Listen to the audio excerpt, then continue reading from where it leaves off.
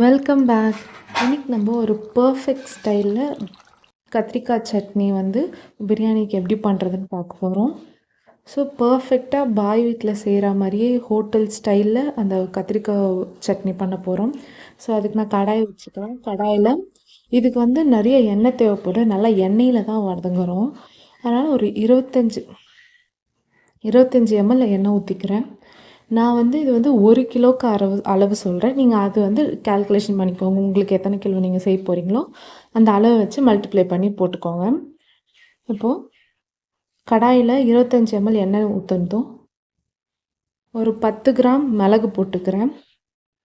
மிளகு நல்லா பொரிஞ்சதுக்கப்புறம் கடுகு போட்டுக்கோங்க. நார்மலாக நம்ம தாளிப்புக்கு சேர்க்குற மாதிரி ஒரு 5 கிராம் கடுகு போட்டுக்கோங்க.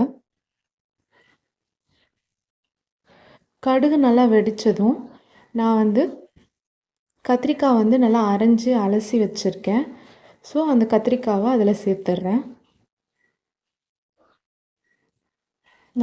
கடுகு தீஞ்சிடக்கூடாது. நல்லா வெடித்து பொரிஞ்சதும் கரெக்டாக அந்த டைமில் நீங்கள் கத்திரிக்காவை சேர்த்துக்கோங்க.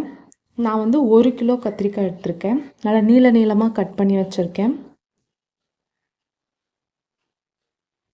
ஸோ இப்போ கத்திரிக்காய் சேர்த்துடலாம்.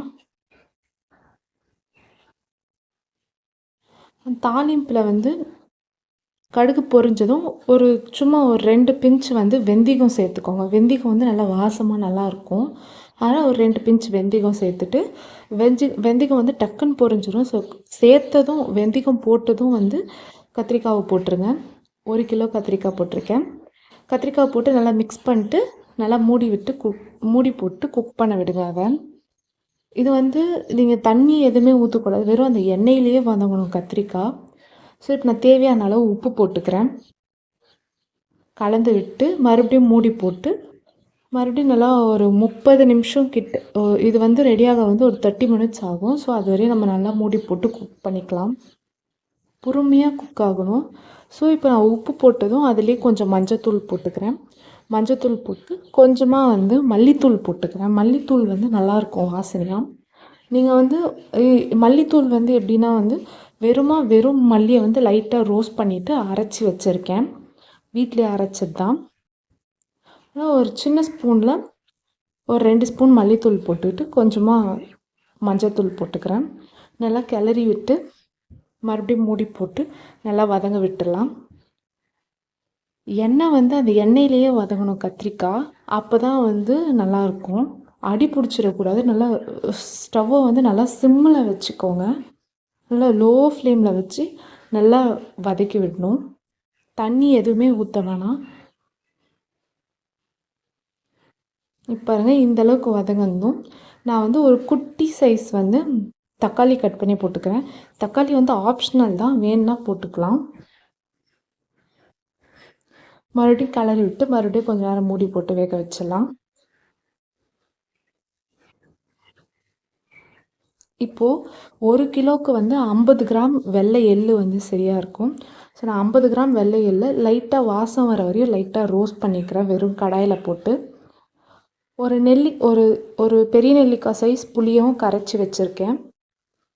ஸோ இந்த ஸ்டேஜில் நீங்கள் மிளகா பொடி அதெல்லாம் ஆட் பண்ணுங்கள். மிளகா பொடி சில்லி பவுடர் தான் ஆட் பண்ணணும். நான் எனக்கு கொஞ்சம் இந்த மாதிரி ஆட் பண்ணிங்கன்னா நல்லா தனித்தனியாக வரும் கத்திரிக்காய்.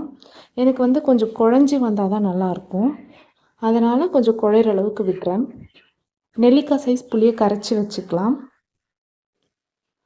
அரைச்ச அந்த எள்ளும் நல்லா தோசை மாவு மாதிரி பேஸ்டியாக நல்லா அரைச்சி வச்சுக்கோங்க. நல்லா தண்ணி ஊற்றி தோசை மாவு பதத்தில் அரைச்சி வச்சிடலாம். இப்போ இந்த அளவுக்கு வந்ததும் நம்ம இதில் சில்லி பவுட்ரு போட போகிறோம். சில்லி பவுட்ரு போட்டு சீரகத்தூள் அரைச்சி வச்சுருக்கேன். சீரகம் கடைசியில் போட்டுக்கோங்க. இந்த ஸ்டேஜில் போட்டால் கரெக்டாக இருக்கும். சீரகத்தூளும் சில்லி பவுடரும் போட்டுக்கிறேன். நல்லா 1 ஸ்பூன் ஃபுல்லாக சில்லி பவுட்ரு போட்டுக்கோங்க. 1 ஸ்பூன் சீரகத்தூள் போட்டுக்கலாம். சீரகத்தூள் நல்லா வாசனையாக இருக்கும். போட்டு நல்லா கிளறி விட்டுடலாம். நீங்கள் கொஞ்சம் உதிரியாக வரணுன்னா இந்த ஸ்டேஜ்லேயே புளி கரைச்சி வச்சுருக்கோம் இல்லையா, அந்த தண்ணி ஊற்றிடுங்க. உதிரி உதிரியாக வரணும்னா புளி கரைசல்லாம் வந்து கொஞ்சம் முன்னாடியே ஊற்றிடணும். ஏன்னா அப்போ தான் நல்லா உதிரி உதிரியாக வரும். எனக்கு கொஞ்சம் குழஞ்சி வேணுன்றதால நான் இப்படி பண்ணுறேன். புளி கரைசலை ஊற்றுனதுக்கப்புறம் இது நம்ம அரைச்சி வச்ச இந்த எள்ளு பேஸ்ட்டும் ஊற்றி தேவையான அளவு தண்ணி ஊற்றி நல்லா மூடி போட்டு எண்ணெய் பிரிஞ்சு வர வரையும் குக் பண்ணுங்கள். எண்ணெய் நல்லா பிரிஞ்சு வந்துச்சு. இப்போ நான் கேஸ் ஆஃப் பண்ணிடுறேன். சாப்பிட்டு எப்படி இருக்குன்னு கண்டிப்பாக சொல்லுங்கள்.